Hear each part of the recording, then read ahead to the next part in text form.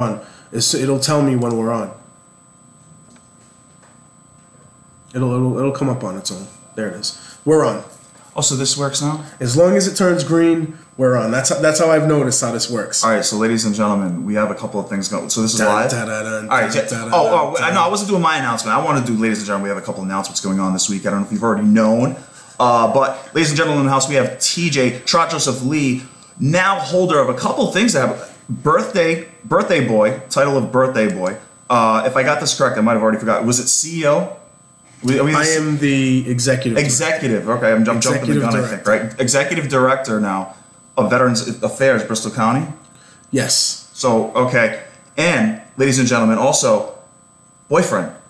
Well, I don't have a boyfriend. And, no, you are boyfriend. You wear the title. I wear the title. Boy. And, so these are a couple of announcements that have gone on over the last couple of weeks, if you haven't noticed. But, also, in the last hour, he's also been explaining to me how this whole YouTube thing works. So, we officially can give you the IT hat, too. Man of many hats, ladies and gentlemen.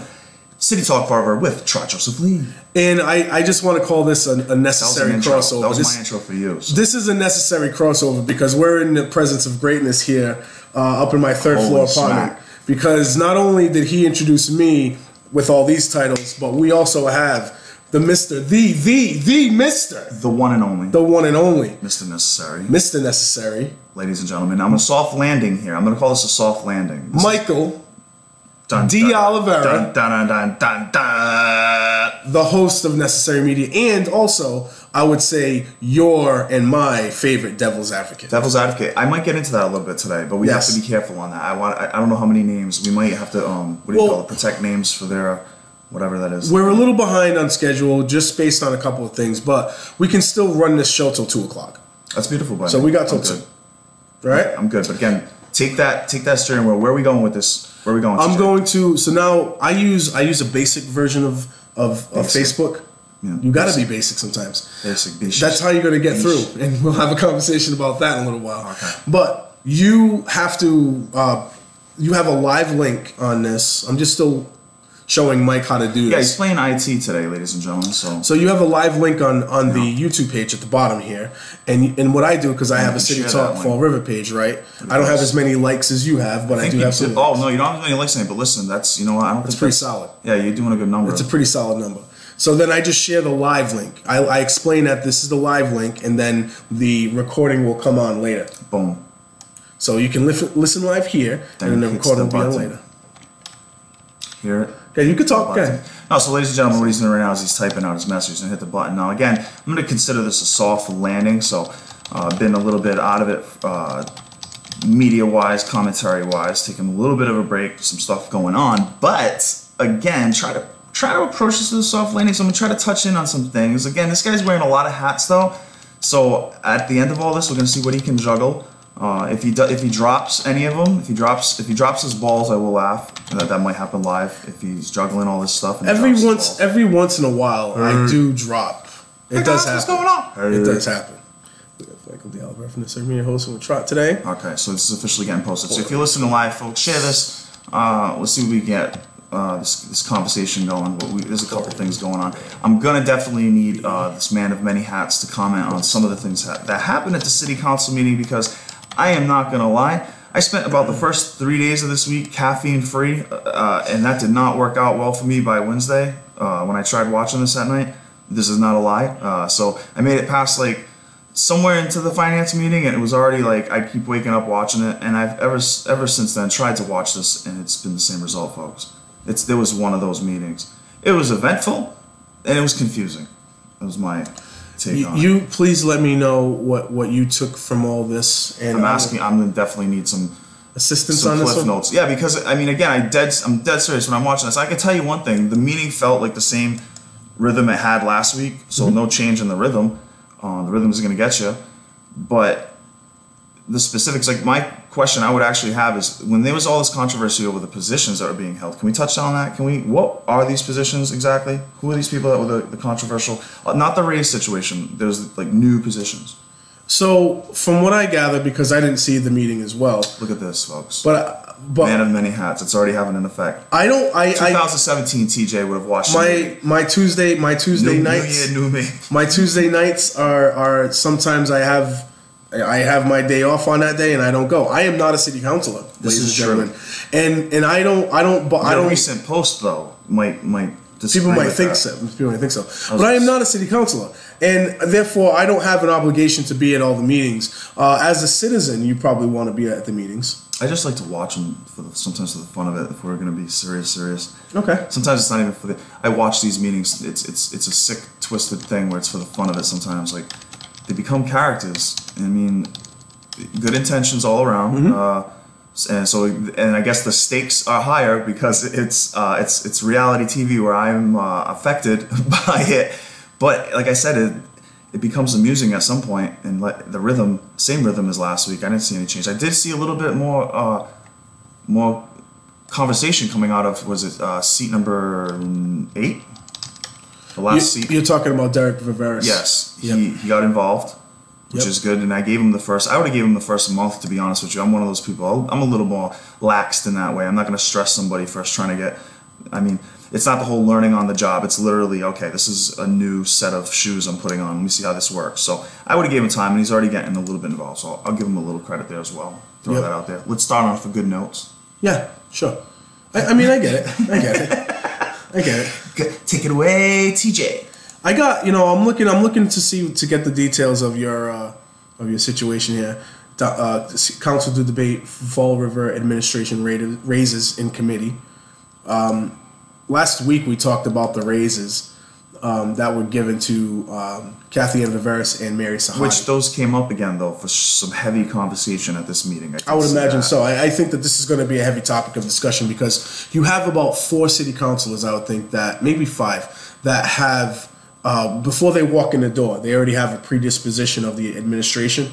And they feel their job is to turn every topic into how horrible and bad the administration is.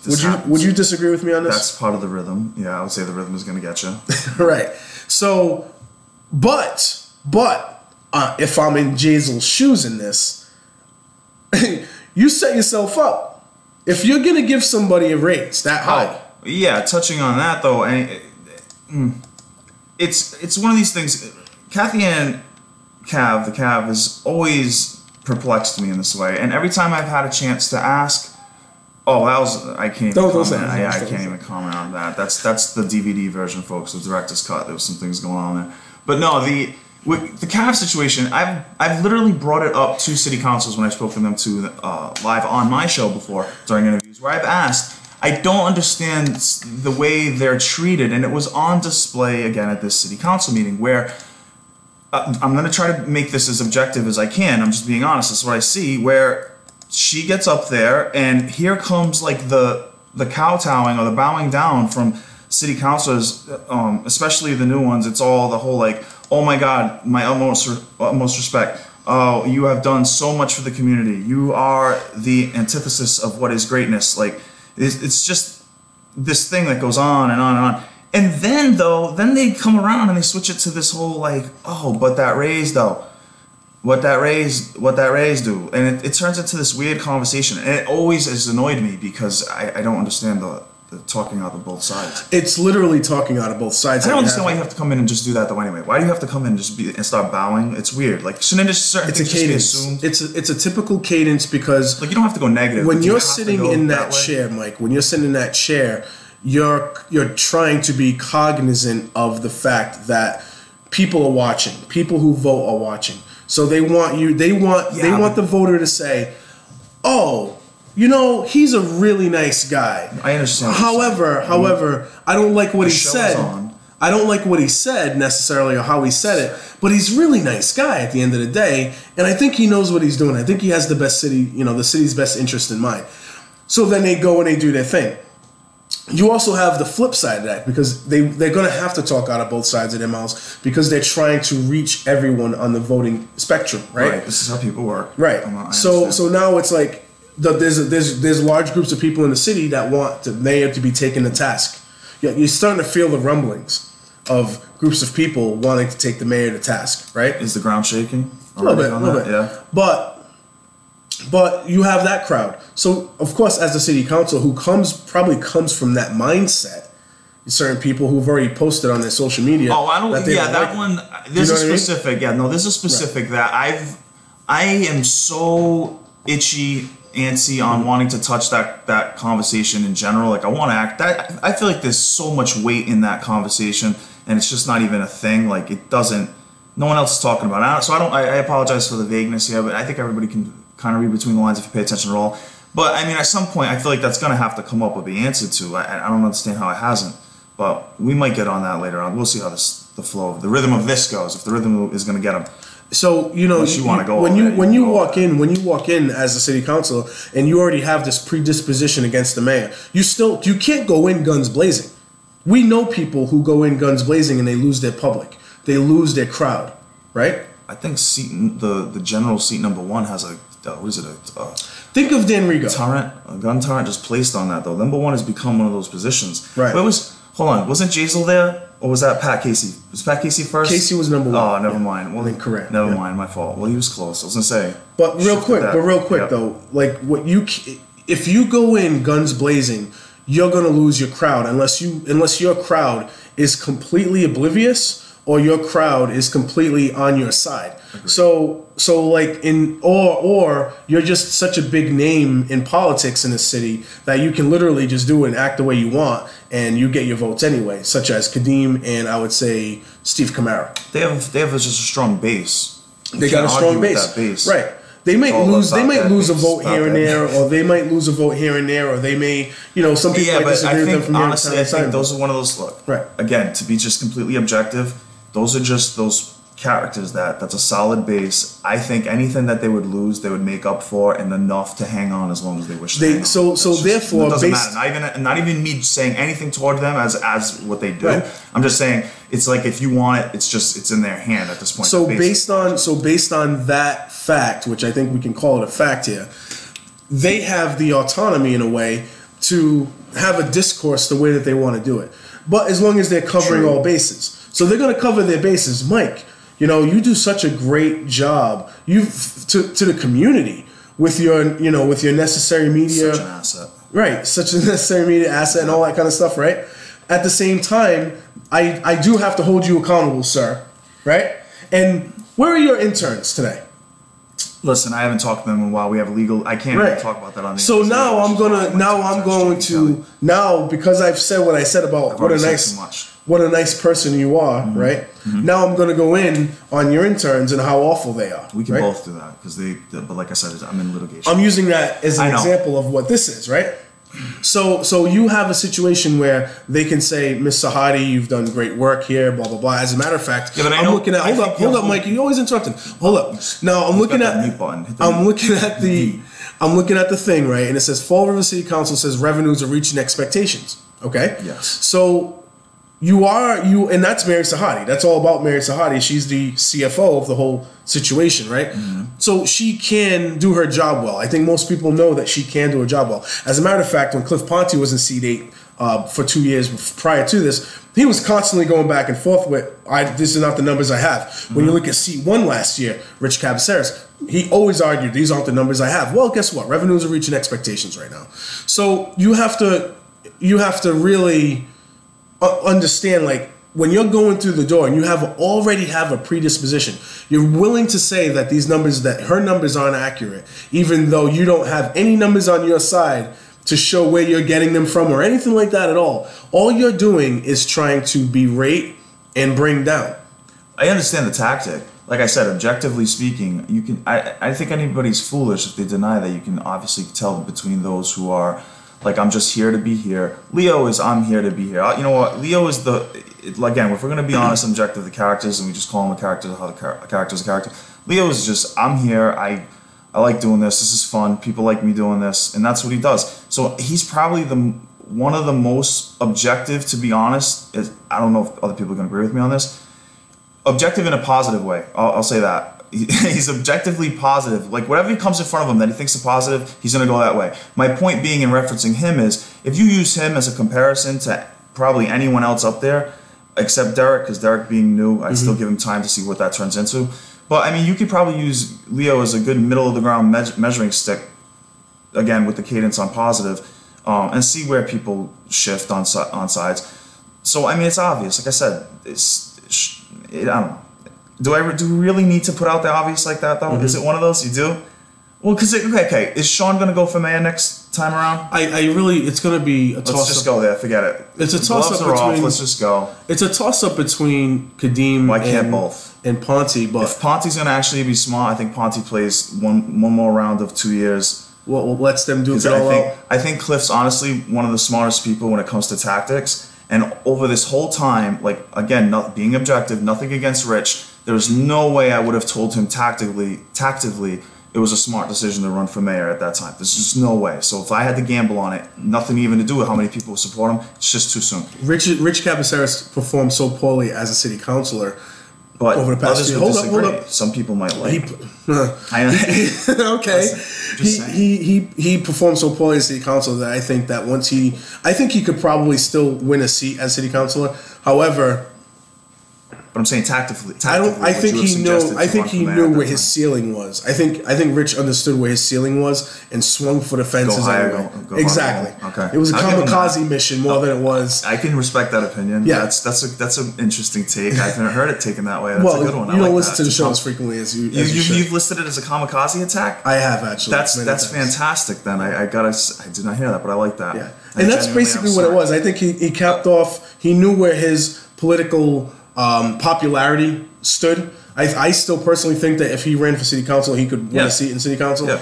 However, not based on anything more than the fact that most people who vote want to see a handful of things, and he's very good at giving you a handful of those things. How he speaks, the resume, all that stuff, staying visible. He's a master of visibility. So I think that he would be able to continue a city council run the way that Ray Mitchell has, or other people, Steve Camara has, as a city councilor. But you're never going to see Ray Mitchell or Steve Camara get any more political pull than city council in the area. No, they're not going to become state reps. They're not going to become mayors. They're not going to move up higher in the political scene than where they are. Okay, so now fine. With that being said, if you're going to leverage that same point in the other direction then, so as we were saying before, if we take...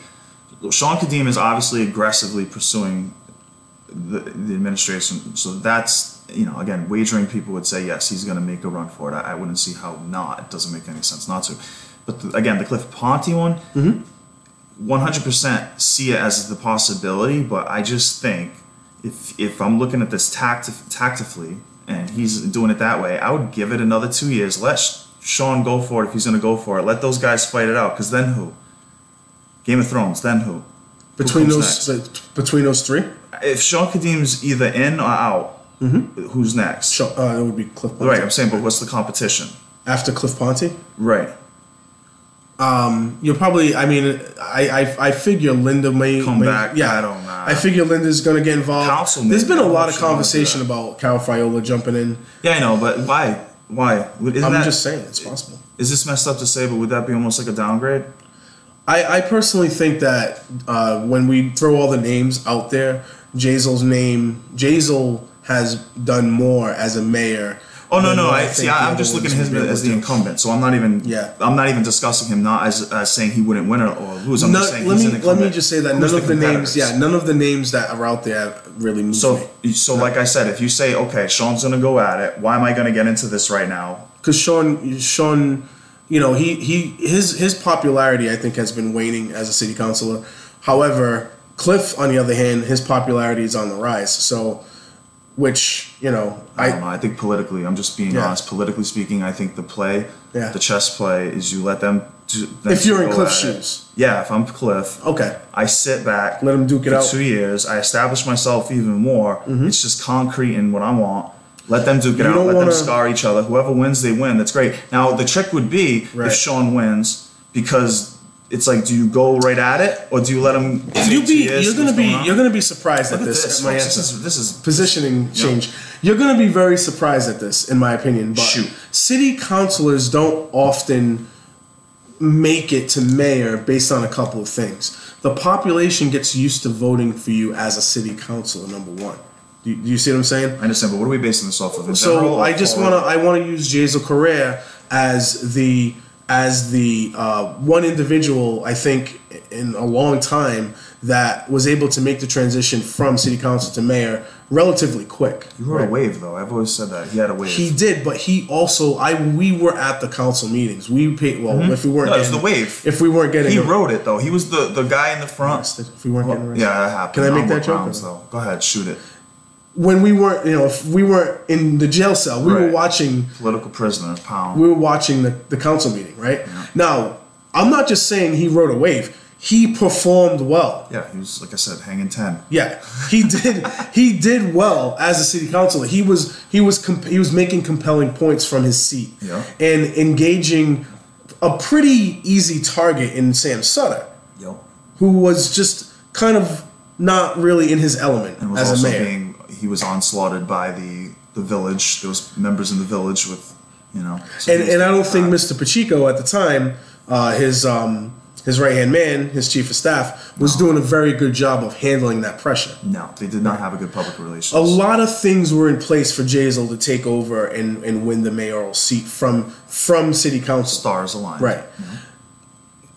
Cliff Ponte has, in my opinion, and just my opinion, if anyone wants to sit down... Is this the part where you had to change your seat? Are you about to say something? Is this the part? If anyone would like to watch a council meeting with me during the last 2 budget seasons. I think this is a city talk contest he's putting out. Right. Well, win a chance to sit with whoever TJ wants to do it. City council. Whoever it is that wants to do that. But if you watch the budget season, the first one that Cliff Ponte had, where he was literally did not know what to do because he was so afraid of the union coming down on Jazel and the administration for privatizing the hauling of trash. He was, you could see it. It was not there. It was not there. Then... Huh? Why though? Why would you assume? Because what's going on in his head? He was not. He didn't know. He could not make a decision, and he just looked very nervous and just distraught.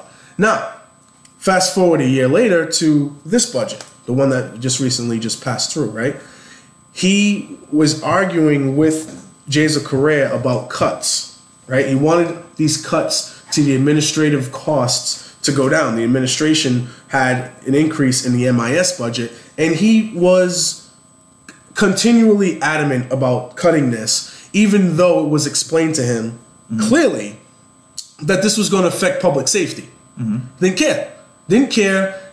Was like, I want the cut. And they got the cut. And it was an enormous amount of time and a lot of wasted effort to get to this level. He was a part of a group on that, though, right? That effort. The whole budget. Absolutely right. So, all right. So, that gets into the other thing, though. There was already like, hey. You watch that meeting again, and you tell me who wasn't doing most of. Can I have the floor? He was adamant about getting to this part, and Jazel to his own fault was not allowing Cliff to actually talk. So it kept going back and forth in that meeting. However, at the very end of the day, they got their cut. He cut overtime to fire department. They also made their MIS cuts. Now, fast forward 3 months later, and now this administration is the public safety departments are looking to transfer money because they got it cut out of the budget. Yeah. So then Cliff, instead of just taking responsibility and saying, you know what, we shouldn't have made those cuts during budget year because it was a streamlined process that would have lessened the cost for both public safety entities, what did he do? He turned around and he tried to blame the administration. And then he was like, public safety is the most important thing. How could you? No. What I'm saying to you, and I'm piecing this all together, is when Jazel made the jump from city council to mayor, he was not performing that way as a city councilor. He was performing well as a city councilor.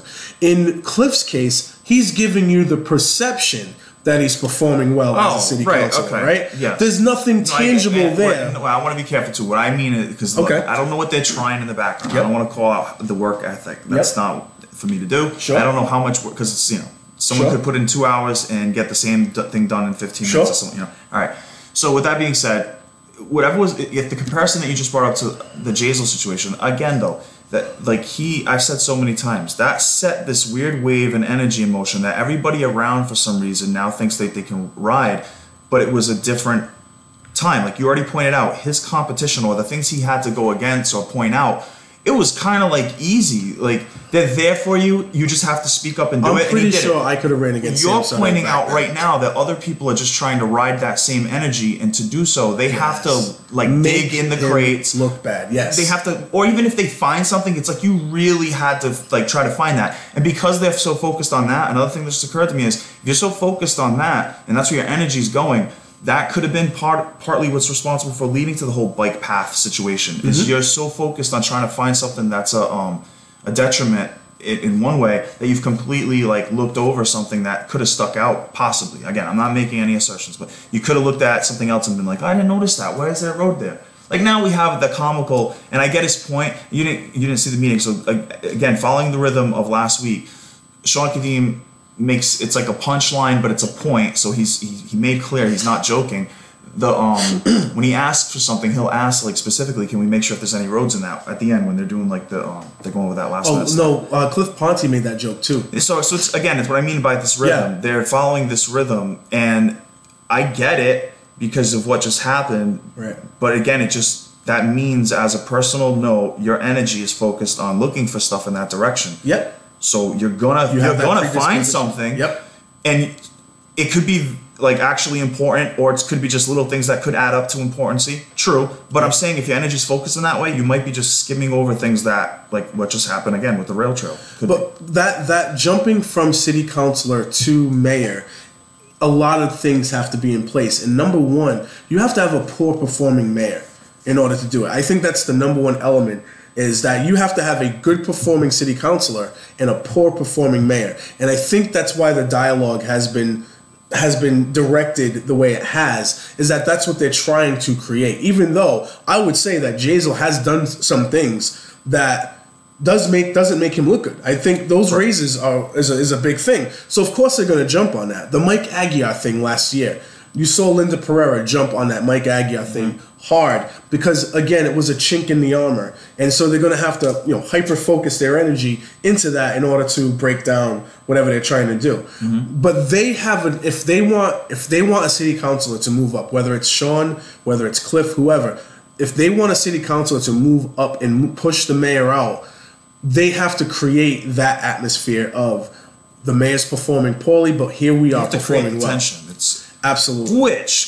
This is a wicked huge segue. Can we take a huge segue? Go for it. Off of that? Go for it. We can touch back, so tie a ribbon or whatever you need to do to remember this, but segue, because what I just said, creating the chaos so they can provide the answer. Absolutely right. Now, this is a strategy that's used so often in history. It's been used since the beginning of time. Yes, I mean, this is pivotal to... yes. Greeks and Romans have been doing this. Okay, so... I just want to touch on something that's already happened a little bit. It's just, I feel like it's something that should be more of a concern. That whole situation that happened with Hawaii and the false alarm. Again, this is a segue, but I just wanted to mention. Oh, yeah, by all means. I just wanted to see your point or hear your point on this. That situation that happened in Hawaii, I understand it was being covered as like, wow, my God, what a crazy mistake. I can't believe like you just made all these people have heart attacks and panic. That's one way to look at it. I would genuinely be concerned that was an accidental, like, full push with what are usually these tests that they do. Now again, there's a lot of people might be listening to this and think I'm crazy. Then there's the other people who are like, oh no, I know exactly what you're saying because it connects with other shit. This is how it ends up going. They usually have like these tests where it's literally already in place that day or another day there's going to be a test, and then comes one of these stupid things. So if they already were thinking there was actually there's an attack imminent, that's just literally a preparation. Like, let's see what happens when this goes on. Yeah. Now here's my point. Connect this into the background conversation going on right now with North Korea and South Korea. Have you caught on to some of that? Yeah. Like North Korea is using like cryptic words in their conversations. Absolutely. But they were having straight up conversations with South Korea that if you read it, is pretty much saying, hey, let's get the military presence that's in our country out and let's actually become friends and let's unite and say F them. That's literally the message that they're putting out. If you read between the lines, it's very clear. So my point is that's going on over there. We have this whole the Winter Olympics things. This is like some really big stuff going on right now. Yes. So for them to just have that insane accident that literally set into motion what would happen if everything was to go down, I think it was just a prep. I think it was to like either see like what it's going to be like, or someone went too far with the preparation that they have in place because they know. I like how you took a local thing, and you made it into, because a lot of these tactics and a lot of these situations are relatable. They're relatable to what we do every day. Going back to the council meeting, I'm not going back to the council. Having a city councilor move up to become the mayor, you have to have some things in place.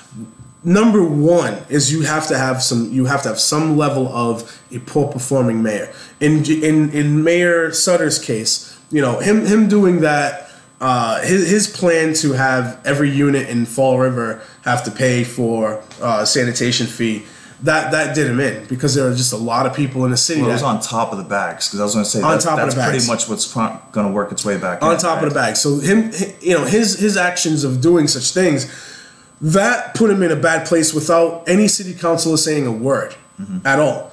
I think in Jazel's case, he's yet, and I think that these raises could move into that level, but he has not done something to really say to everyone, oh my God, I can't believe he did that. There's this constant hanging, though, it's coming. The nothing is coming. There's this constant... But they've tried to blow up everything that he's done as bad as the $10 per unit fee, right? So when he privatized the sanitation hauling, I can't believe he's doing this. There's 25 workers, and that's wrong. And a lot of people started to wane on that as they realized those most of those workers got other jobs, and then the numbers were better, and the service was fine, and everyone went into their routine, and that was it. The purple bag guys, the people, the lower, the lower part of the recall group that still holds on to the fact that we shouldn't be doing these bags and the mayor's wrong and all this. They were still very upset about the fact that Jazel was trying to fine people for using the bags, or for not using the bags, and still having people going and looking through trash and all that kind of stuff. Is it happening though? I don't think it is anymore. Right. I mean, so that still was something where they could have jumped together. There's a street that has a guy on it right now, looking for a purple, or for barrels that don't have a purple bag. And if you're really quiet, you can hear it. You just say purple bag 3 times in the mirror. But again, here we are. Like, that group couldn't get a loud enough voice to really say this is wrong and get everybody involved in saying this is wrong, right? Yeah. So there's no real concentrated with Flanagan. There was a concentrated effort by a lot of people who did not get along previously that got together and got along and went after the recall. In Sam Sutter's case, people again were able to concentrate on one topic, which was the sanitation fee, among some other things, but the sanitation fee was the big thing, and they were able to concentrate, and they voted in Jazel Correa. Linda Pereira tried to make everything that Jazel did a catastrophe, and it just didn't work. It didn't work at all. So again, I don't know who that, like, it's the advisory is how I look at a lot of this. I'm just being honest. To me, a lot of it is like I look at it like a chess match, a game, whatever, and I'm just like, who's making some of these decisions on an advisory level where, like, you just brought up the Linda thing, and Linda could have, I understand think about Dan Rigo in that whole scene too. Dan was on social media and out in the streets, really, continually pushing a negative message on Jazel Correa. But to tie that into something also more up to date as far as news, I mean, with the Patriots, if you go in with the game plan, that's fine. But at halftime, make an adjustment. So in other words, I understand completely the idea of we're going to jump in and hammer him. Belichick could be Belichick. Oh, definitely. We're moving on to Jazel. No, I understand completely. You come in with the idea of I'm going to go swinging, going right for the jaw. But if you start to get the feedback, which maybe I'm wrong. I don't know what's on the inside, what data they had, but I'm just trying to say there was never an adjustment. So that's the only real hardcore criticism I would give toward that campaign is she could have changed directions and then instead leaned more on. She could have doubled down on the negative. She doubled down, right? Yeah. So again, it's just it's a game time decision. That's all. It just didn't work for her. But same thing happens now. Going forward, which you're right. I'm just listening, Mike. No, I right. want to give you the ship. Go, take it. No, you're right. And I know, but I want to hear you elaborate on. You're saying right now. No, because we're saying the same thing almost in that right now the current scheme, the current plan is to try to vilify the mayor and try to make. But that's what Linda. Is that just the? But isn't that where Linda went wrong? because she vilified the mayor, and there were a lot of people in the city that were ready to vilify the mayor, but she didn't provide an alternative that she's the better option. That's what I mean. Once you know, again, I don't have their data, but once you start collecting the data and you see the number of votes you're going to get from that, you just need to make an adjustment. You can still lean that way, but like you can add in other things. Nothing got adjusted. That's all. That's what I think happened with that. But again, Jazel just has a wave. Like I wouldn't honestly.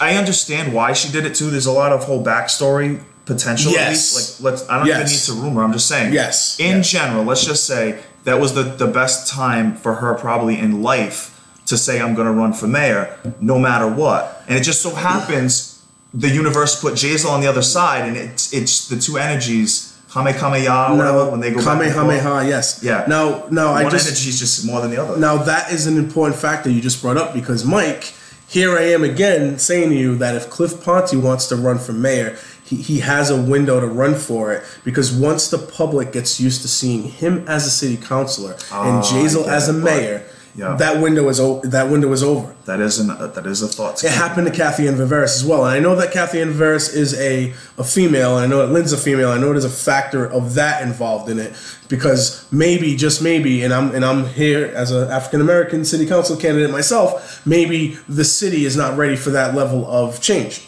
You see what I'm saying? Now I don't know. I don't really know that. I can't touch on that yet. I really don't know. I understand that perspective. The window is not very wide for female city councilors or school committee members at all. It's not.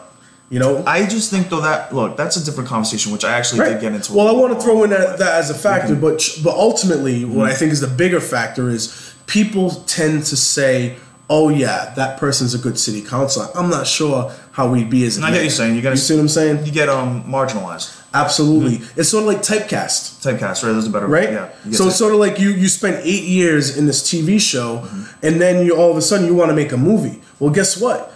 People are used to seeing you on a TV screen. They're not used to that in a movie theater, and it doesn't always work for them.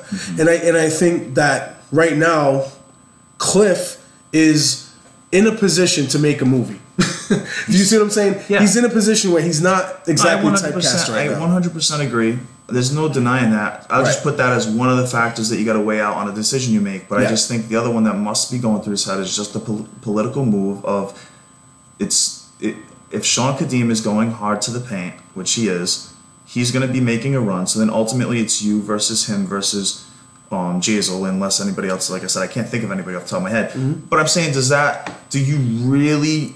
Because if you can avoid that conflict, it might serve you better in 2 years. Is what I'm trying to say. Like it's going to create a conflict, yes or no? One way or another. You're not wrong, and you also have to create a friction that you could possibly. You also have to, like you said before, be aware of the curveballs. No, you made a good point and like we were saying before with the wave and the energy. Yeah. If there's a wave and an energy, you got to get on it before it dies off. And if it dies off because he gets marginalized or typecasted, that can kill the energy. So I get it. Well, I'll give you my perspective. I've run a couple of times. I don't plan on running for mayor at all, right? But look at what Will Flanagan did. Did Will Flanagan ever win an election before mayor? I don't believe so. He never did. I believe he ran for school committee more than one time, at least maybe almost 3 times. He ran for school committee and he didn't get on. I want to say it was 2 or 3 times. He didn't get on. But however, he ran for mayor. He went right for it. And because he knew where his window was going to go, someone advised him well to say, stop running if you want a bigger office, start running for that office. I don't have a grip on the energy at that time, though. I'd have to talk to someone. Like, I don't know what wisped him in. But just on a basic plain level, doesn't that make more sense? Yeah. If you want that office, then you have to start running for that office. You can't run for it from your city council seat for a long period of time. That's all I'm saying. Cliff's not really doing that. So I'm saying he's letting Sean. Sean is the one going hard to the paint right now. So and Cliff, I'm not even sure if Sean actually works. But this actually works to Cliff's, for Cliff, great that he's in the position he is because he doesn't really have to commentate. So he gets to sit up there in a leadership role, just soak it in a leadership. The factor you brought up is probably the major factor in it, but I would have to say that's one of those, you have to see where the wind goes and make a decision when you feel comfortable making a decision. Who was the best? You could be right. If he's uncomfortable where he's like, the wind is starting to shift, I want to jump on it because he's on top of things faster, I'll give him that. Usually, over the past decade or so, have you been paying attention to city council politics? Okay. Who was the best city council president you've seen so far in the past 10 years? Why you gotta put me on the spot like that? I've only seen with Joe, so I'm comparing it just Joe, Sean, and yeah, I'd give it to Joe, but that's okay. No, it's wait. like one of those great on a scale. Now, how do you think Joe would fare right now if he ran for mayor? He wouldn't. I don't think he'd be able to get mayor, but I don't think he has a strong enough base. I don't think it's about him being marginalized or typecasted. I think it's just his base. I don't think he has a big enough base to allow him to go for mayor. But I think he has a big base that'll automatically get him into the city council without a problem. But Absolutely. To actually cross over into challenging a mayor, I don't think his base could do that. Right. But again, as far as like who is the better president, again, that's a small window to compare it to. So I don't. But yeah, he had to deal. It's objective. I mean, it's not objective. It's subjective on this one for me. Right. He dealt with more. I've seen him deal with more. Right. Whereas when Sean came in, I felt dealt with less, but handled it as if he was dealing with more.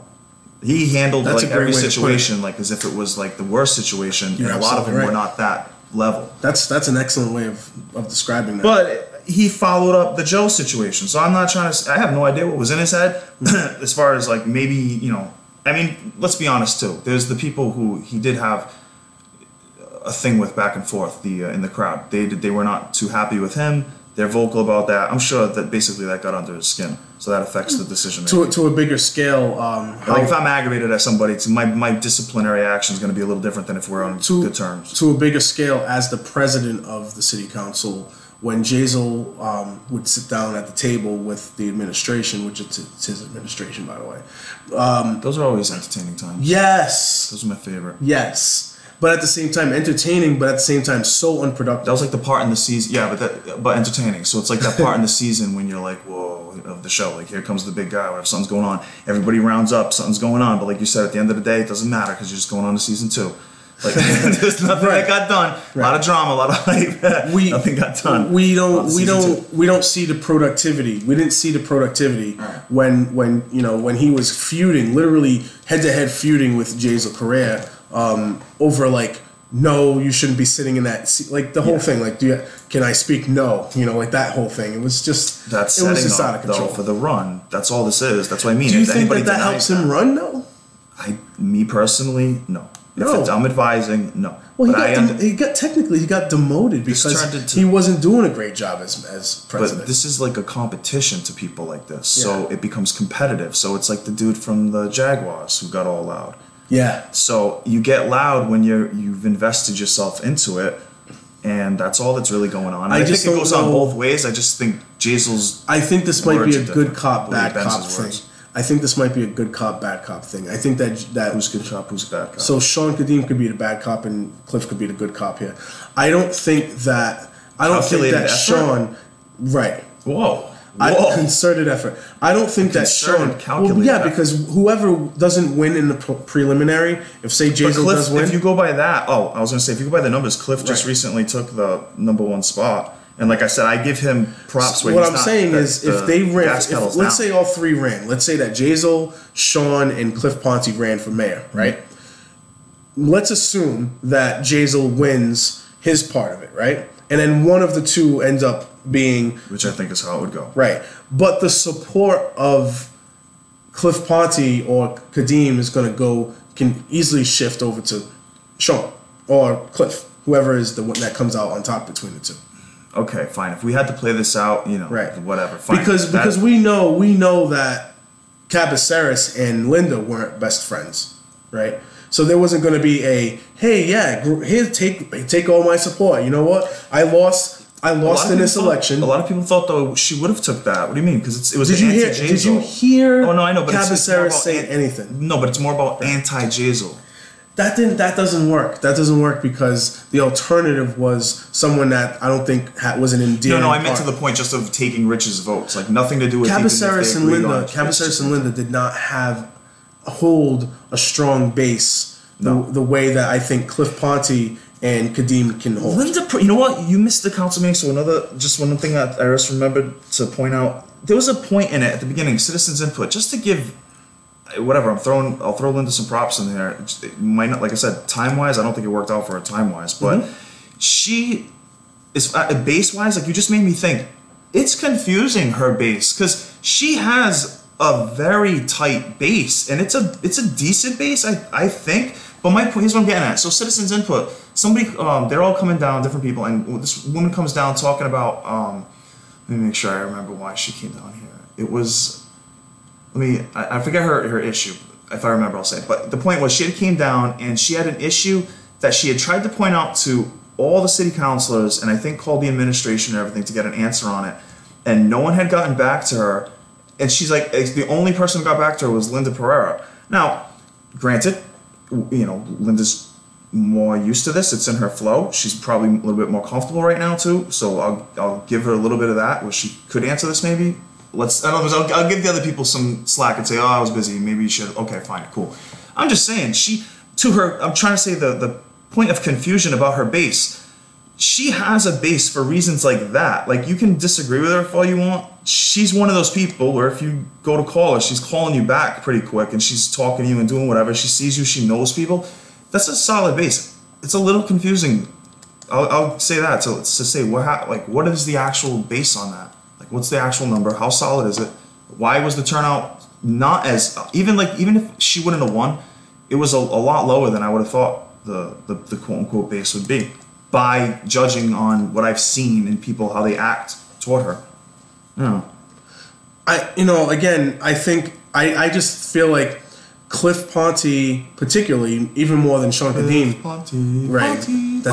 this is exactly where we're going with this. Cliff has advertised himself well. He's been able to give the public a perception that he's a smart, intelligent, well qualified the backhanded compliment give the perception throws the backhanded compliment. It's true, hasn't it? Yeah, but I'm giving actual credit and saying that he's playing the game. He's used advertising. He's used advertising full throttle very well, right? Yes. He has done every outlet of visibility that you could think of, right? Full throttle. He's already has the public speaking background when he was a DJ on the radio and things like that. Knows how when we watched the debates, not the debates, but they were more like city council forums. He was the only one that answered every question, staring at the camera as if he was staring at the individual. Oh yeah, he's like action. Right. So he's the cadence, everything is all there. It's very well versed. He practices this stuff, right? I would not doubt it. Right. So he's gonna win a lot of that base based on just those things. Now, Linda's not doing such things like that. Kadim really hasn't done much of anything besides just the fact that he's Sean Kadim. Right. He has his own wave. He's in the newspaper. He's when he's been the city administrator for 2 different cities in the area. So it is what it is. And he still has a lot of support from, I think, the Will Flanagan crowd as well. So that's a weird one. I don't know, because of the whole window thing. I still think he does. There's people that still love Will Flanagan. No, that's a different conversation. Yeah. Will Flanagan, I was going to say, if you want to get into that, though, we can tie on this, I guess, with the whole judging when to do something. Everybody kept assuming, like, on the last 2 elections, like, on the lead up, is Will getting in? Is Will going to come back? You think he's going to go in? It wouldn't have made any sense. So I'm just giving him a little credit, politically speaking. It wouldn't have made sense, I don't think, at the time to do it. It would have been bad judgment to do it. Right now, he's laid back and I guess just has his hands out there. I don't know if he's going to run again, but he could, because he's playing the position he's in now, I think, he could legit come back if he wanted to for a run in 2 years. I think he could make, like every other year I would have said no. It'd be on the fence, but I think he could be pulling off in 2 years. Oh, well, technically 2 years, but I'm saying he could also be one that throws his name in there. Now, what if this FBI thing is actually Nothing is coming. Yeah. What if this comes to realization? Who becomes the mayor after that? Sean Kadim, right? Or am I wrong on that? Why would Sean Kadim become the mayor? I thought he does as president. I thought that was the point. Who's the president? Oh, wait, I'm an idiot. I totally had a flashback right now, Cliff Ponte. Yeah, but why are you leaning on the nothing? I'm not. So why did that come up? It gives you the perception that there's people out there that. Oh, you're trying to what? So in other words, that was he got the position because there's that position that this is coming, that nothing is coming. And if it is, then you can get used to that thought. Maybe it's just been too redundant. I've heard it too many times because I have no cares about that right now. You can get Jay Cabaceres on here and talk for the next 45 minutes about it if you want. Wait, what? Jeff Cabs. Oh, Jeff Cabs. I was like, whoa, I thought there was going to be a crossover. No, I've seen those posts. I know.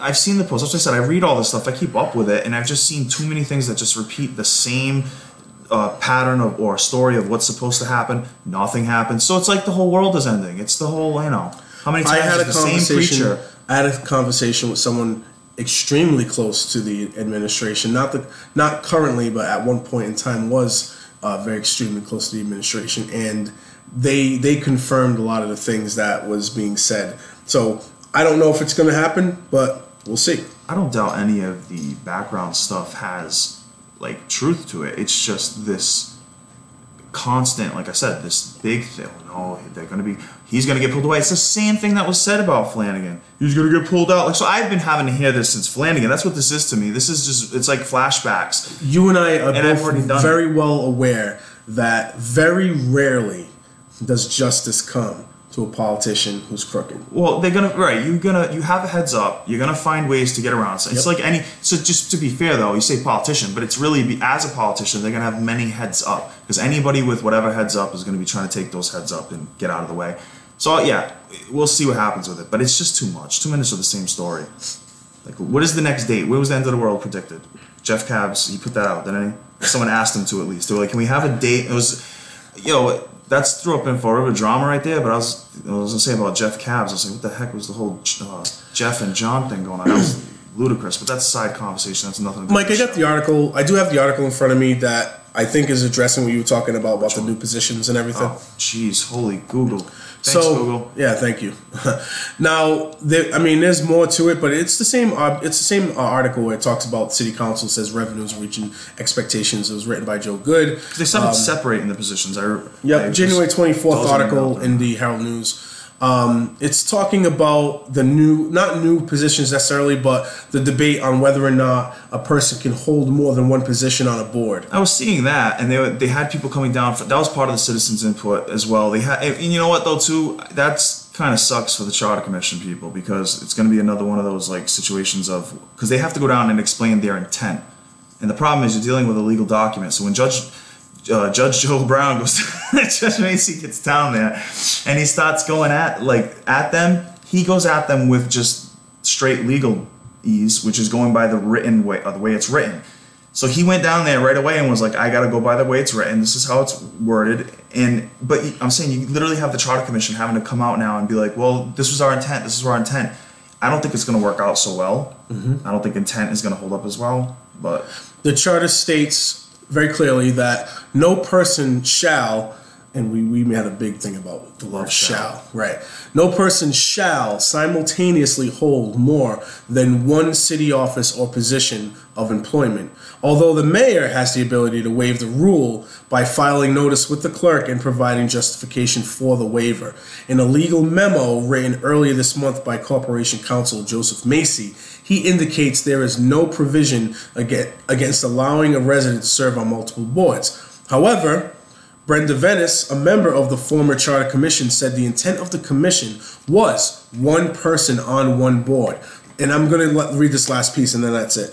The whole thing was that we have lots of city residents who love to be on boards, who would love to be on boards, and they don't know what's available even for them to apply. Good government. Rather than having a small group of people being on all these boards, we can actually have a larger group of people, residents of Fall River, be involved in our government.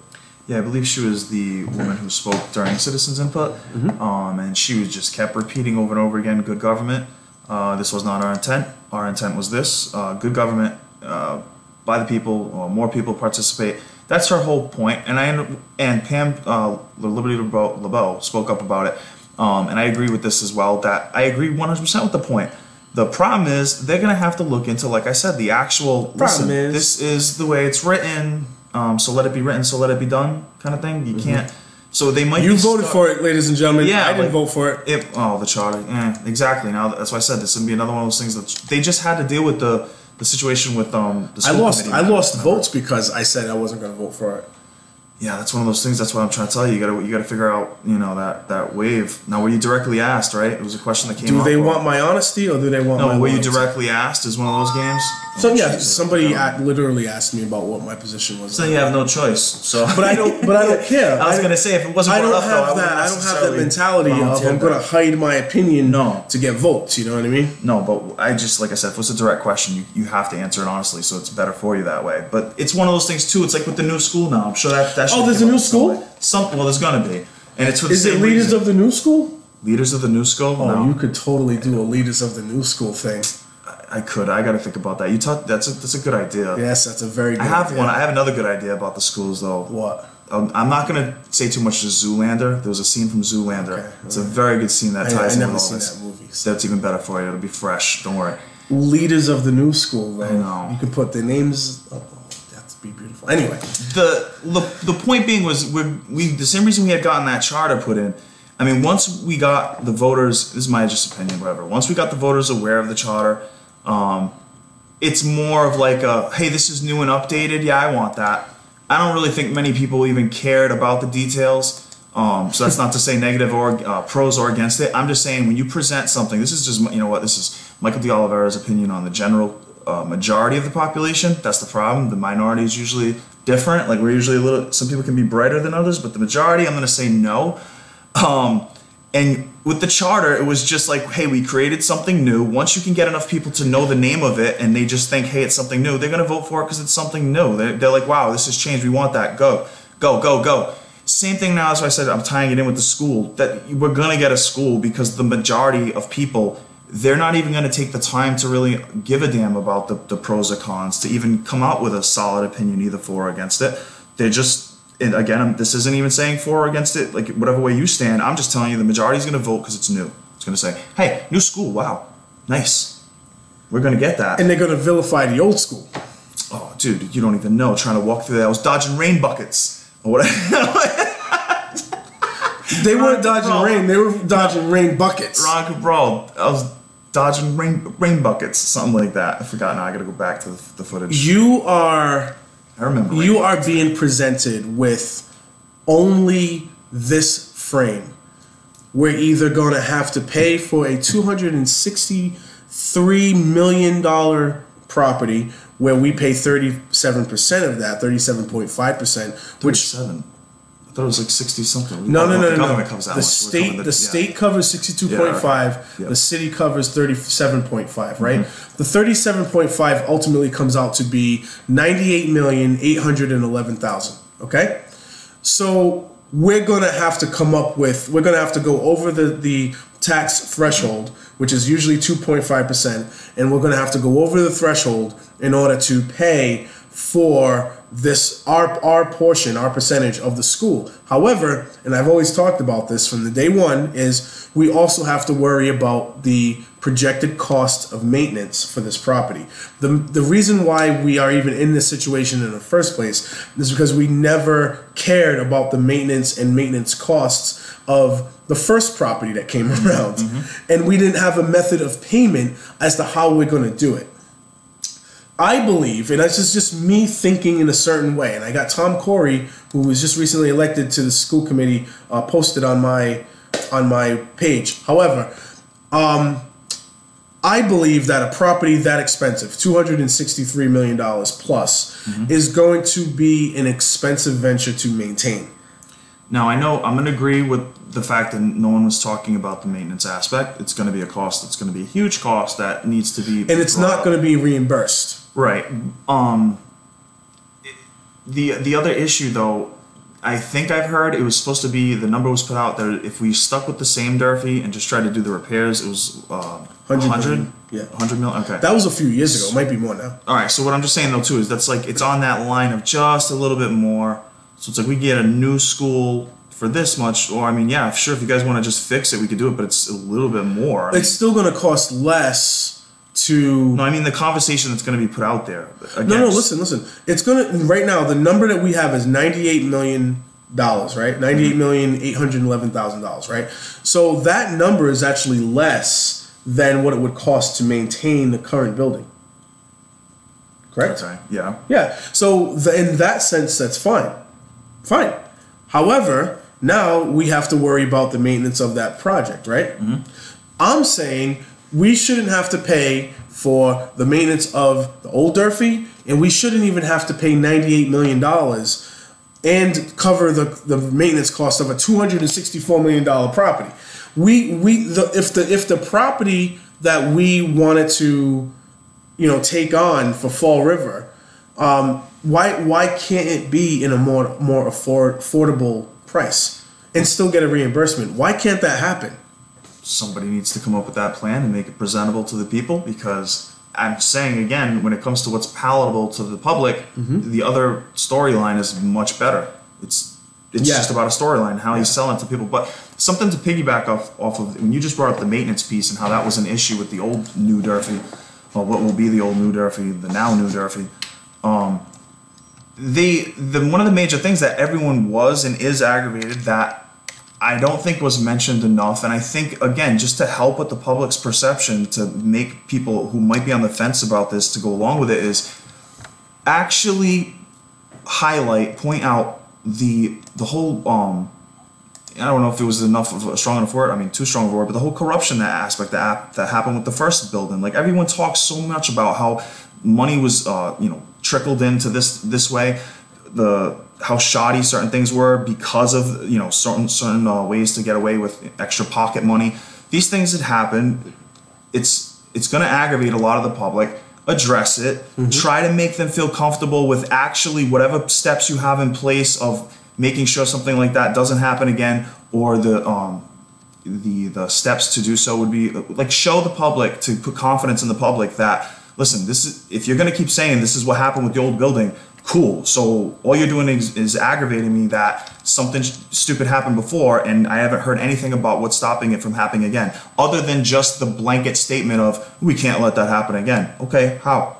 Like, what did you do? What did you learn from the last mistake? Who was responsible for it in the last times? I love, everyone always talks about transparency and accountability. I love when I don't see people held accountable for stuff that people use to complain. You're going to complain about the shoddy building and whatever little tricks that were taken. Show me who's responsible. Now, in response to what you just said, Mike, Tom Corey, who again was elected to the school committee, and he and I have gotten along with pretty good friends. Hi, Trot. Congratulations on your new position at the Vet Center. In response to your maintenance concern, the new Durfee will be less expensive and more efficient to maintain. The current Durfee is an upkeep nightmare due to its very poor design with flat roofs and windows that don't open, as well as a terrible HVAC system that has needed constant maintenance with poor air quality.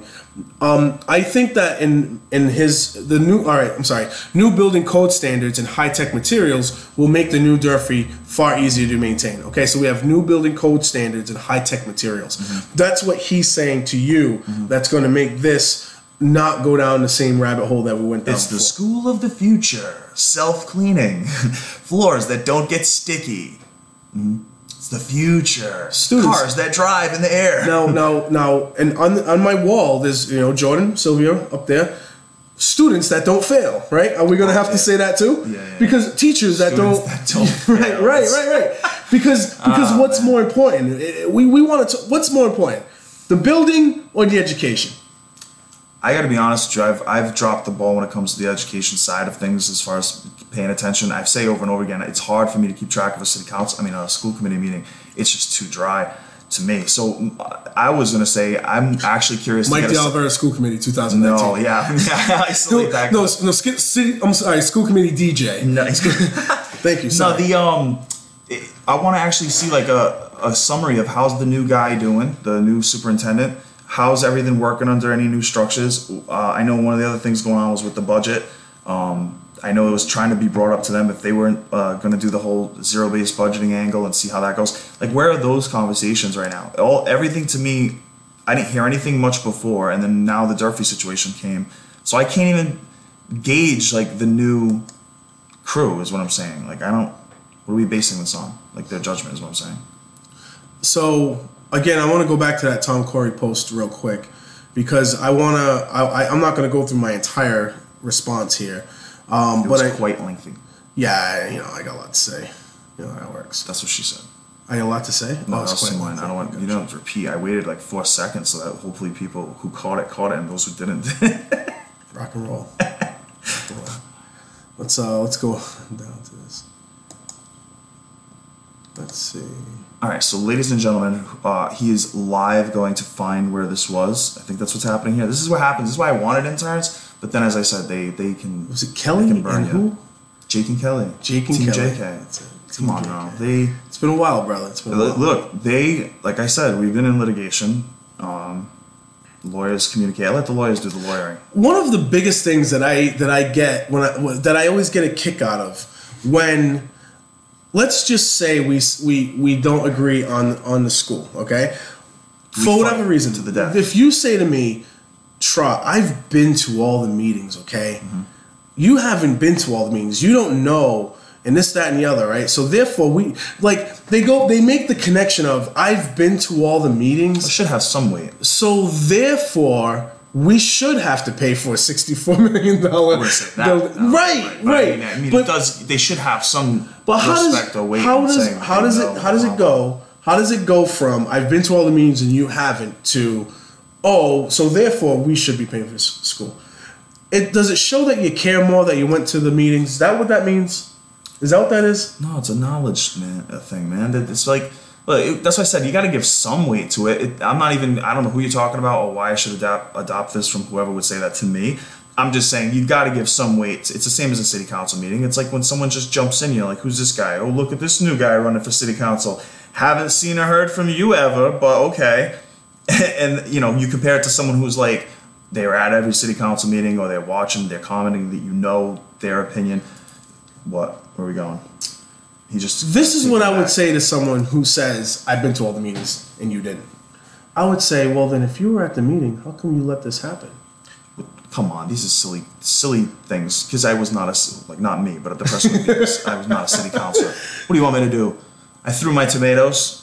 Is there a citizen's input of you saying, when are you guys going to look out for the taxpayer of Fall River? I think I did that a long time ago. I think there's probably footage of me saying something like that. What I'm saying is, if that person who wants this expensive school says to me, I've been to all the meetings, I have to say to them, then why did you let this happen and not say anything to anybody? Well, that's why I said before. I mean, 100% tying into everything that's happened with the city. I am a person who gets very aggravated when people mention negative, bad things that happen to the city or a property of the city, whatever, and then don't call out whoever was responsible for it. So again, with the Durfee, if all these things happen along the way in the construction of the Durfee, the new Durfee that we presently have, and all these things went on, and everybody acknowledges it and talks about it, the shoddy condition and why, okay, so I want to know exactly why. Like, give me, like you're saying, anybody who was around or anybody who can gather information in that capacity. Who was the one in charge of whatever? Why did certain things happen? And then call people out for it and show the public this is not going to happen again. I rarely. This is why I get aggravated by the whole kowtowing to people. Because new building code standards and high tech materials will make the new Durfee far easier. Like I said, self cleaning. We're gonna have Zumbas in every. I think that we like. I said to Tom. I've already heard people say that the new building is going to be easier to maintain. Fine. I've heard people tell me that in general. But, it's only been said without showing the projected costs of how it will, and how we're going to pay for it, right? Because we're only going over the 2.5% to pay for our 37.5%, everybody. Mm-hmm. That's all we're paying for. What are the projected costs of maintenance? And how are we going to pay for it? It's going to be tacked on to what we're already paying for the school. But what's the current? Like, wouldn't that just come with whatever the current cost of maintenance is? Wouldn't most of it just transfer over? It's a $264 million property. It's going to be different from a different property.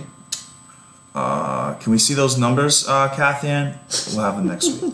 I'll get those back to you. Thank you. Yeah. But you see what I'm saying? Yes. We don't have it. And I'm still old school thinker. I understand, and I can get those for you certainly soon. Maybe I'm just an old school thinking individual, and that's on me. Maybe that's my fault. But I think that the more expensive a property is, the more expensive it is to maintain it. That's just... Am I wrong on that? That's just entitled thinking. That's all that is. That's all that is. If I have a Honda Civic and you got a Mercedes, you know, 300... That's all that carpet. Yeah, it's all that extra carpet you gotta watch out for. Do you see what I'm saying? Yeah, but I don't know how much carpet's gonna be in this school, TJ. It's supposed to be easy cleaning, so maybe it's like I said, everything's just non-stick. It's all recycled. It's gonna make everybody happy, TJ. You don't understand. It's gonna be good for the environment. This new school. Did you know that? How? Because it's just new. All the new things about it are gonna be good for the environment. It's only gonna use organic cleaning products that are grown on site. Okay, because it's gonna be citrus-based. Most of those are. Yep. Non-GMO? That's why I said it's totally organic, non-GMO. Of course not. Why would you even ask such a silly question? This is a new school. That's true. We're getting a new Durfee, of course not. So yeah, I mean that's how it's going to be. And so I mean you can't, like I said, we're not going to be able to really stop that. So I guess the best thing we can do, and to be honest, I don't think I'm against it. I'm going to be honest with that. I just want things done properly, and I want to make sure everything's done properly. And I don't want to just talk about things being done properly. I want people who actually, I want Steve Long in there, like throwing a hammer around at, like saying this is, because out of everybody, he's the one who usually, I like the tone of like enough is enough kind of a thing. And that's what we need when it comes to this. That's the way I'd get on board with it. Because to me, you take the state money you can right now, because it is a generous portion. Take it. If we can utilize it all to our best capacity, awesome. As long as we are making sure someone's responsible, or we hold up what happened and why it was responsible for happening, and we set the precedent that this is not going to happen again. We're not doing this crap again. That's my opinion on it. I agree. I don't have any argument against what you just got done saying. You know, and there's more to the post that I posted at the time, but that was mostly about, we were just having a conversation about the maintenance piece. Whenever there's something going on, start investing in your citrus-based cleaners now. No. Whatever is going on in the city, the kids are always brought to the table. I love the kids. Love the kids. You don't care about kids because you don't want to pay for this. Yeah. Okay? Yeah. So, you know, when it comes to the fire department, when it comes to the police department, when it comes to the maintenance of our roads, if I was to say to you, Mike, you don't care about kids because you don't want to pay, you know, for an increase in wages for firemen, or you don't want to pay for a tax increase because we want to add on and get 200 firemen on the payroll instead of 175. Mm-hmm. You don't care about the safety of the kids. How do you respond to that? Honestly? Yeah. You try to avoid responding to that. What do you can't. That's the problem. People don't understand. If I said to somebody, listen, I have $10 in my hand, and 5 people come up to you wanting something, and I'm like, look, I have $10 in my hand, so I can give you all. You try telling them you can give them all $2. One's gonna be okay, no, but I deserve 3. That thing over there only deserves 1. Do you think the roads in Fall River are in good shape? Some of them are horrible. Do you think that we have enough safety personnel between fire and police? Well, if we wouldn't have lost Campochico, then all this would be fixed by now, no? Isn't that the way it goes? Isn't that what people say? I don't think that at all. I don't know. That's what people say, but so is it... I'm asking you, do you think that our safety is up to par as far as personnel goes? And same materials and products as far as like...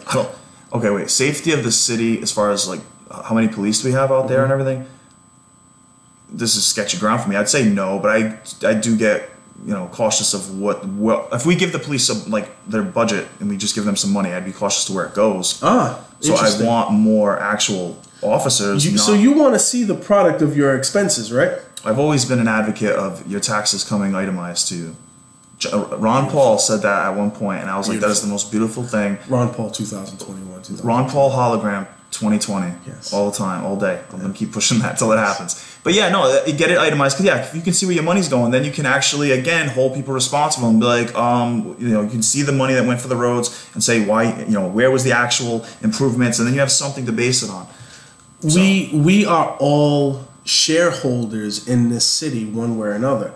When I get a quarterly report from my 401k or for whatever retirement, they show me line by line by line where my dollars go and the results of my investment. We don't have that in Fall River. And I'm not saying every individual should get that mailed to them, but there definitely should be a place of reference to where we know every single thing that we've invested in the city, and have we gotten anything out of it, what we've gotten out of it, and should we continue to invest in it? Well, isn't that how the budget's supposed to be set up, or am I wrong on this? Isn't that... It doesn't get set up that way. It doesn't. It doesn't. To her credit, everybody looks at these new budgets as they come across, and they're like, "Oh, I know." Again, seat number one, he's going hard to the paint. Seat number one goes hard to the paint, and he was definitely pointing out he wanted some corrections, hopefully done to the budget. But from my understanding, every time recently when Ms. Sahadi's put together the budget, it's been an improvement to how it's been displayed, organized, whatever. It's to get people the information. So, being someone who does not see the budget myself and look it over, I would have no drive to do that, as I'm not faking like I'm running for something right now. So that's too in depth. But I would assume that most of that information would have to be listed in the budget, line item by line item, etc., etc. Ladies and gentlemen, right now, I think we had a commercial break, or we're gonna go to a commercial break. The main host has left the building. So, ladies and gentlemen, this portion of City Talk Fall River brought to you by a deck of cards. Deck of cards, when you need something to do, hey, I'm there for you. Also, this episode of City Talk Fall River is brought to you by the Battleship. That's right. Come on down to the Battleship. Check it out. It's so beautiful out. The weather is really great for this time of year. It's a lot warmer than it should be. So take the opportunity to maybe see the Battleship a time of year that you've never seen it before. Come on down, check out the Battleship. Again, that's located in Fall River. If you're listening somehow on the highway, you'll find it. You'll see signs. I think that's one of our biggest advertisings. Oh, and the Lizzie Borden movie. This episode of City Talk Fall River brought to you by the Lizzie Borden movie, because if you needed a way to push Fall River, Lizzie Borden, she's your gal. This is okay. I'm just getting word that our host is going to be returning. The commercials have run. Yes, I've spoken about the budget, and my point being is that I would think these things would have been itemized, so that all those things that you're asking to look for, you would have hopefully been able to find them nice and smooth. No, those aren't there. So now you know how I feel. Now you feel me. When 10 minutes before the show starts, I get a message from Nikki saying she can't make it. Oh, but I almost, to be honest, too. No, today's show. I'm saying today's show was delayed because I originally thought the show was at 1. We mixed that up, but we've held strong. So you're telling me you've had to deal with the last minute. Yeah. Well, sometimes I do. I can't speak too much. I'm gonna just bow my head out because that's usually I own that. I'm usually responsible in that way. I'm trying to change. 2018. So not only are we gonna have to pay 37.5% of this, because I'm pretty sure we both know this is gonna pass. Yes. Right? Yes. We're gonna have to be responsible for the property maintenance of this $264 million property. What happens when we need more firemen? What happens when we need more police officers on the street? What happens if, I don't know, maybe the roads aren't so, well maintained? Where are we getting that money from again? Right, but again, the math. Is this in the long run? If we look at the budget, someone should just show these numbers. It's easy numbers. Wouldn't it in the long run? I would assume this pays off better. So in the short term, do I care about children less? Do I care about children less if I think that we should have? Word and I'll punch one in the face. Just give me the word. If our tax dollars, that we need to be more like responsible with our tax dollars and how we spend it. Do you think that I care about kids less than the person that wants to say, I don't care about the maintenance costs? No, okay, fine. I don't care about this. I want this new school, and bang, there it is. So again, like we were talking about before, with the focus of certain city councilors might be looking for a problem, and that ends up, that's the energy they carry with them. The same is going to be people and what angle they're looking at this. If you're looking at it from we need to just do whatever we can to help kids, then that's the tunnel vision you carry. Right now, your tunnel vision is focused on the budget and saying, listen, if this don't make sense, it's not about kids. I'm not even thinking about kids. The kids are not I don't want kids to be negatively impacted. We're just talking about budgets here because those kids, what if we build a school and we don't have the firemen to save the school and the kids if it's on fire? You can twist it that way. You got melting glass everywhere. See, what you got to do is just scare everybody into a million things at once. Like, what are we going to do with the new school when it's on fire and we can't teach the kids? And then the cops will come in, but... Oh, wait, teachers need to be paid too? Teachers, you know... Oh, no kidding. Yeah, but teachers usually, for the most part, will support this. So I don't know how they handle the thoughts of the budget in that way. I don't know if they look at how they look at it. Because this is a union we're talking about, correct? So we're talking about... like group think. Everybody's, and that's fine. Like this isn't a negative against it. This is literally saying their interest is their group, which includes kids. Again, that's the tunnel vision. They're looking at it as a get everything we can to improve our environment as much as we can. And Have you ever heard of OPEB? OPEB? No, an OPEB? Other public employee benefits.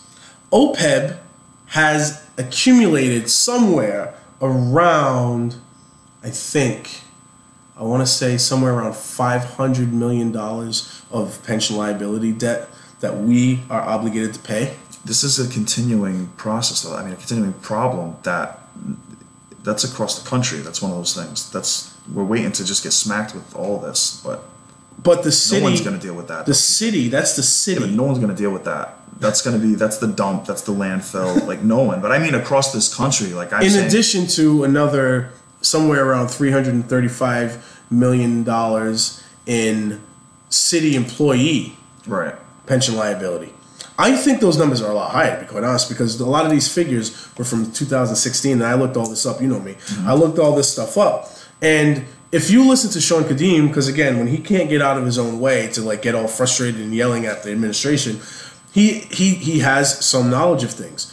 And I would say that the OPEB thing, unfortunately, he brings up in a way of, the mayor, you don't know what you're doing. What about OPEB? Instead of actually talking about this as a real problem.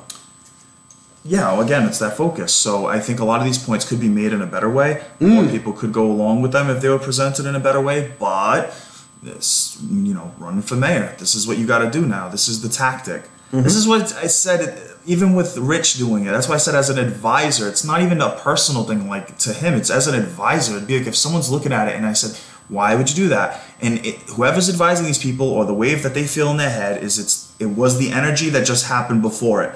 Jazel got in because of this type of a push. They don't have the whole backstory in place, but they're riding that aggressive push forward. I don't think that's something that's probably going to help Ponte as well, though, in the position he has, because he gets to again just sit up there, look dignified, try to hold composure. Good cop, bad cop. No, that was a good point when you mentioned it like that. Yeah. But that, like I had asked you, I said with you mean like with there was what was the word you used? You used a better word than me. It was not preordained. I'm just thinking of so many random words. Oh, like when they're walking in when they're predisposed. No. Right? No. I'm trying to say, like, in other words, you're trying to say, like, when you say good cop, bad cop, in other words, this was already discussed before, is what I'm getting at. Oh, yeah. Predetermined. Premeditated. Yeah, premeditated. There you go. It's premeditated right there. Like I said, chess-wise, it can make sense. I don't know if I would think it's premeditated yet, because I think personalities. I believe Sean waned in his popularity when he was his whole demeanor and how he handles things was kind of exposed the past 2 years. But this is like sport to an individual. Whereas Cliff is better with the public, perception. He's better at that. Yeah, but again, if it's like sport, I'm trying to say I don't think Kadim is the personality of like, oh, okay, your turn. No. So I don't. I'm saying that like I said, as a sport, he's a competitor, is what I'm saying. And even though I would say Cliff has taken a step forward, I can't see him. But I think he's gonna. I think your turn. I think he's in a position of enjoying being the guy that's going just for the fun of it. That's just going to go at him. He doesn't need to be the mayor. He's got plenty of money. No, I know you don't need to. Like that's why I said sport and competitive nature. He's making I think he's making more as a town administrator than he is as the city of Florida. Yeah, I think that got brought up. Yeah. Someone's brought that up. Yeah. So I don't think he has a strong need unless he wants that power, that position, or he's trying to hook up people that, in the past that helped him get to the position. Interesting point, TJ. Yeah. Interesting point. So one way or the other, I think that Cliff's wanting to be the mayor has a little bit more than Sean's wanting to be the mayor. Like I said, I'll give you the interesting point factor to the Sean just, hey, it's for the fun of it. It's for the lulls now. It's all for the lulls. Mm-hmm. And then, you know, Nikki has mentioned on this show more than one time that she thinks he's just out for revenge against Kathy Ann and many other people. So, because you've seen him do it. Better because he's gone. Yeah, but now I think he has a direct target. Kathy Ann, just it's because, believe me, if he became mayor, it would be the same thing as everybody else we've already discussed, where Kathy Ann would be his new best friend. I think he would dump her. You think so? Yeah. For who? That's an interesting, weird conversation. Who would Sean hire as the CFO? It's a weird, random conversation right now. Yeah. Because you're saying you'd fire her. I don't know if he would. Yeah. I don't know who he would hire. I mean, he has... Because I thought Jason would have did that. Members. Everybody said that Jason would have did that. He has family members and stuff like that, you know, he probably want to get jobs for. I don't know, man. That was the thing that Jason, like I said, I had asked him about it, point blank. His quote was, you got to have some people who know where the bodies are buried. Mm-hmm. This was a quote. And she stayed there, and now she's getting a raise. Wait, did Jazel say that? Yeah. Or did Flanagan say that? No, it was me asking Jazel, and that's what he had said. So it's a legit quote. And the point being is that you got to keep some people around and know what's going on around here. Well, he's kept her long enough and now gave her a raise. So I just think she does her job right. I know that was a heated conversation that was going on social media. I'm going to give it to her, though. Objectively, not saying if it's me and that. No, you know what? To be 100% honest, everybody would be so mad at you. But again, if she's doing her job so well that these people are keeping her, it was like someone pointed out, I won't throw their names out, but on social media they pointed out that Kathy Ann's job is to just represent what the mayor. Who is the person? Who is the entity that determines her? The mayor doing a good job. No, she controls doing a good job. But what I'm saying, doing a good job is representing. Who determines that she is? The mayor or the public? If you're an objective person, I'm determining it by saying if her job is to convey the mayor's points as the mayor wants and to just get in line with that, she does that fantastic. If the mayor's lying, fantastically.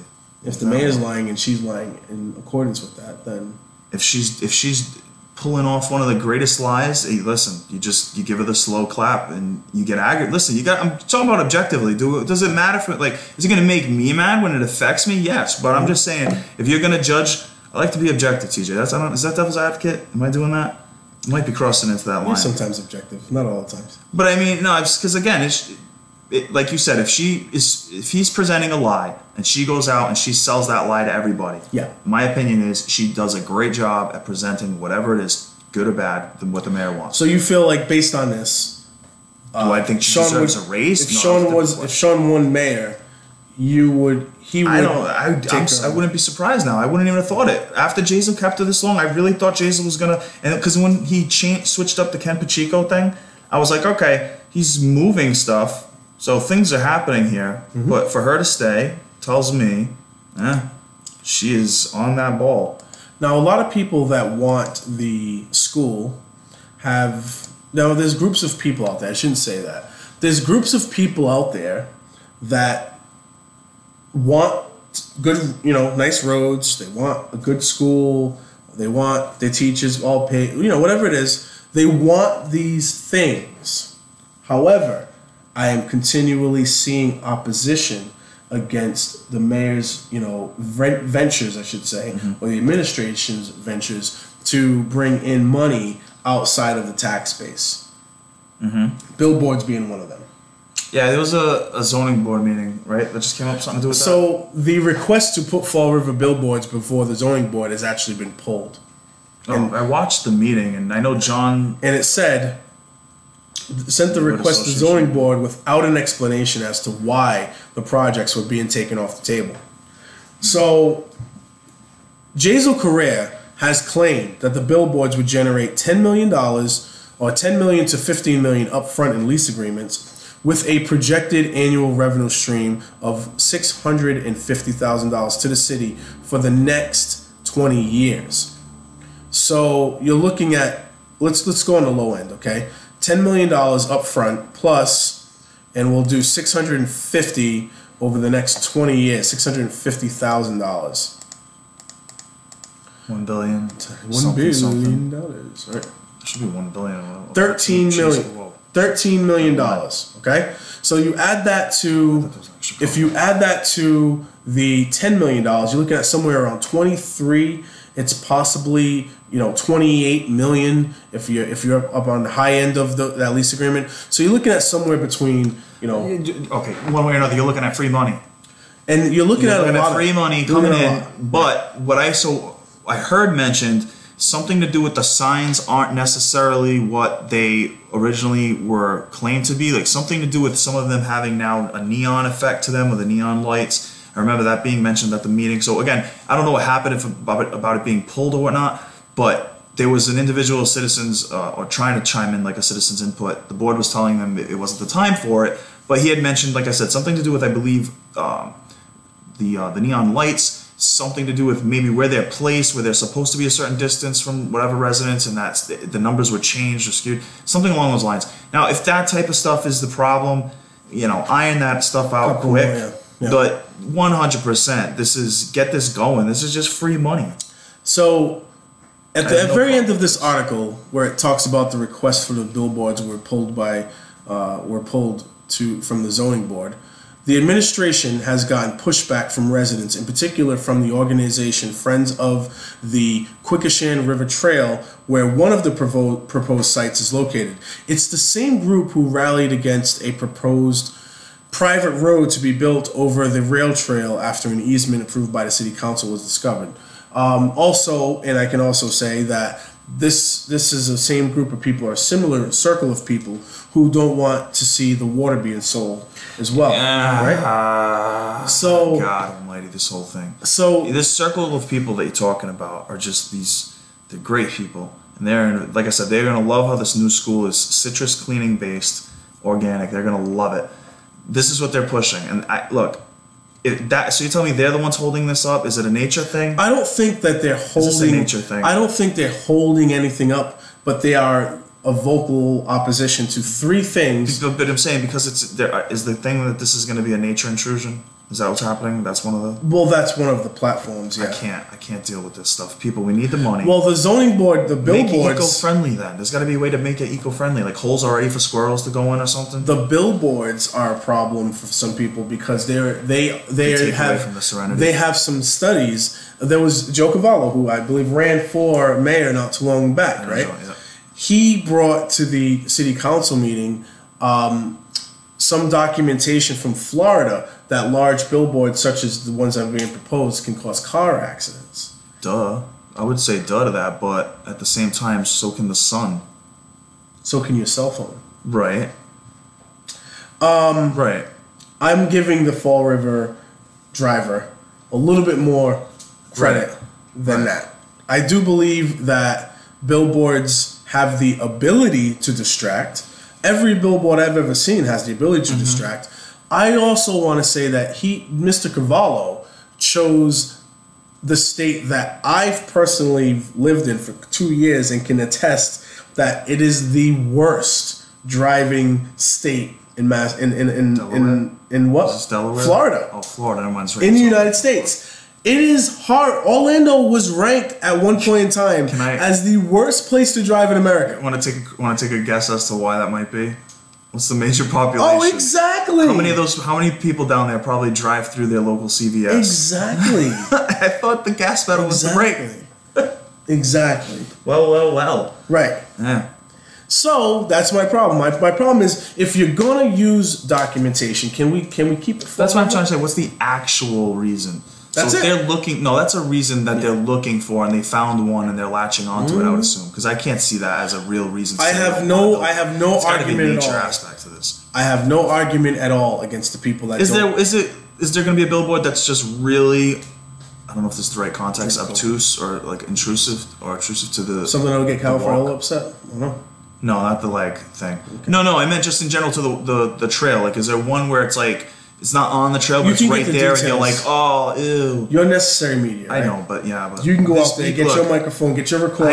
I get nervous with this circle, the circle of people. I'm telling you, because when like with the water, and we're talking about like national issues, and I can't. So Florida needs money, people. I have no problem at all with the easement argument or the they don't want the road on the bike trail. I have no problem with that. I truly don't. I think it was a curveball by the administration to use easement instead of road in this. I do think that. I think that the city council didn't do their job in investigating what this easement was, right? That's like a trick ball. They just pass easements very easily. Do you think you would have got caught up with that? You never. Do you think you would have got caught up in that if you were on the council? You never, ever. This is a hindsight conversation, or this is your attitude before this is a hindsight situation, right? No, I'm saying for you though. Do you think you would have been caught in that situation as well? Like, would I have voted yes and just let it go? Like, after the fact, would you have been like, oh damn, wait, I didn't realize that was in there? Because I don't honestly think any of them could have stopped it. I think if I would have voted yes to an easement without like analyzing what the easement was, I would take responsibility for that. Right. No, I'm just trying to say, do you think you would have been one of the people, or do you think before this happened, like honest TJ, without hindsight's different, obviously, but I'm saying, do you think at that time you would have been like, you're voting on it, you would have been one of the people that have to be taking ownership and be like, yeah, I voted for it. I would take responsibility. No, but do you think you would have? Like, you would have been in that same position, I'm saying, because of the circumstances. Do you think you would have had to have taken responsibility for it? I'm trying to say. No, I probably would have raised my hand and said, naturally, I'm saying? Yeah, what's this easement? I didn't know as much. I didn't know as much about that process to understand how they all got caught up into it. So I just thought it's one of those things where it's like, it's like when you go to sign on to anything and there's just 1,000,001 little fine print to read, and everybody just goes to the bottom of those terms. Because the definition of easement, I haven't looked through that whole thing. The definition of easement, and I'll pull it up for you, but the definition of easement is just something that you don't want around, like you would want to look up, So you look at easement and it says a right to cross or otherwise use someone else's land for a specified purpose. Just reading that. So it contained. Although this is also easement is also the state of feeling of comfort of peace. Like when you want to vote for $264 million property because you love. But so the easement was in what they were voting on, but what was the actual thing that they were voting on? I have to pull that up, but I don't have. So my point is, how easy is it for the easement to stick out for you and say, I should see that? That's what I'm getting at. Or is it something that's just in there and it's buried in with the normal stuff that everyone skips over it because that's what I'm saying. It seemed like that's what it was, that they all it was normal procedure, and then after they were like, oh crap, you caught me in cruise control. But a lot of people, I think, would have been in cruise control. That's all I'm trying to say. So my question was kind of like, do you think you as well would have been in cruise control? You're saying it would have stuck out. So you would have seen it like while you're driving, as again, just to keep with the metaphor. All right, easement would have stuck out in what they were doing. So this is December 19th, 2017, and I know that this was a lot earlier. I think it was more like in the springtime that they actually voted yes to this. So like this. Oh, they don't have it like that. But even if it's not the original, just an example. So right now, for instance, he's got the document up, so it's like as if I'm looking at the document. So this was what they would have had in front of them, and they would have had to read through. Yeah, this is the actual. So show me where, for example, agenda. Now if easement was on here, if it's not, where would it just stick out somewhere so that I would have to? We're going through this pretty easy, but number 2, veto, mayor and veto of order to remove the approved easement that crosses the Alfred J. Lima Quikasham. That's not how it was worded on. Held over. No, well, this is the order to remove. Oh. Yeah. Okay.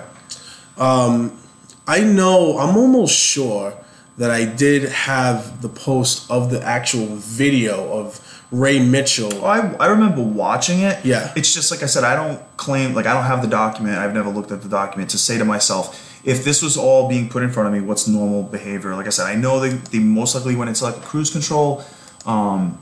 It's nothing to even do at the end of the meeting. If you've had that document, you could have looked it over at any time. You just treated it in cruise control. Yeah, and went over it. But I think I had a lot of video at one point in time on my computer about all this stuff, but I ended up letting it all, save space, man. Yeah. 2018. But it is available. All these things are available online on the FRG TV website. I'm gonna be right on that. I gotta go back on this last meeting, like I said, because of going in and out on it. It was the same rhythm, but it was eventful. There's some entertainment though, for sure. Keep you locked in. Yeah. Yep. So here we are once again, just pretty much doing what we do. We're at the end of the necessary media let you do your closings. City Talk Fall River crossover Appreciate it. Soft landing. I appreciate being able to come here, TJ. Like I said, you can always come here, right? The door's always open for you. I'm gonna have my just to touch on it. I guess I know you kind of brought it up, and I guess I'll address it a little bit. There's gonna be stuff that's coming out now. Like I'm gonna be there's already plans on working on stuff. It was just a matter of timing on when do I want to start, because once I start, it's going to be a consistency. So there's already things in the works. It's just like I said, when do I start the rollout? I wouldn't, and I've seen a couple people and talked to them, but there's no way I would see it going past the middle of February. I would think I wanted to be able to come here with good news, but there's something I'm finishing, trying to edit. So heads up on that. There'll be something soon, most likely by the Wednesday. I believe that you have an opportunity to do a podcast on a regular basis, or even on a monthly basis. TJ's on this. If you figure out how to do this YouTube thing, because this YouTube thing is excellent, and it's really foolproof. Once you get the routine down, you can do this anytime you need to. That's the thing, though. That's the thing, ladies and gentlemen. 2018, new year, new me. Let's get the routine. Because, like I said, once I go hard. I go hard or go home. That whole first seat. I'm a console seat. But you can pull this off within, you can do this for an hour. Oh yeah, no, I know. You know what I'm saying? And you could do this too. You can do editing and stuff. You could do that whole. Well, why do I have to freeze? Look at man, his clothes and everything back there. See that? It's all right. Look at the point though. You got that point down. I didn't notice he threw that in. He threw that in without me even noticing. He had the pose ready. Beautiful. Do you want? Yeah. If you go into it right there, you can lean right in. There you go. The pose. It's all about the pose, people.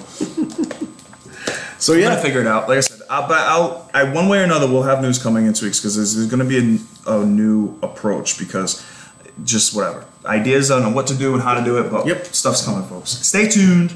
And again, thanks for letting me come on here today, TJ. Of course, man. So this morning I was able to go to the Saturday's Kitchen. Every other week they have a Saturday's Kitchen over at the Church of the Holy Spirit on the Purchase Street side. You can go right to the back in the area, and if you know anyone that could have a meal or could use a meal, or clothing, they have some clothing, they have some toys there that they donate. So whatever you feel, they give you a bag of like a food pantry type of bag of canned goods. Yeah, whatever they have. Sometimes it's canned goods, sometimes it's snacks or spaghetti or whatever it is. So if you can make it there yourself, or if you know someone that can, get on over there. They do it every other Saturday. So I went this Saturday, so very likely 9:30 in the morning the doors will open, so you can get there on the 10th, February 10th, and get on down there. Do you have anything you want to add, bud? No, but you know how you just mentioned spaghetti real quick? Have you seen that? Somebody ate my spaghetti meme. Have you seen that yet? I'll have to look at it. Get on that. Everybody, I'm sure if you don't know, get on that. It's so stupid, but it's the newest meme. So I'm putting you on to meme culture, people. Let me see if I can book you for another one in 2 weeks. Can you come back in 2 weeks? I can right now, but I did want to try to get in something, like I said, like a rotation, maybe once a month. But I can do 2 weeks. Every other week, I would like that, because then. Wait! I don't know. I know I can do once a month. We're gonna work out this once a month stuff. Once a month for sure. Right. But I can come if you want in 2 weeks to do that. Well, I want you here when Nikki's here, because that way I don't have to talk anymore. So you know what I'm saying? I can just sit back and just watch the show. Ride the wave. Yes, man. Hang 10. There you go. All right, my friends. Take care. Have a good one.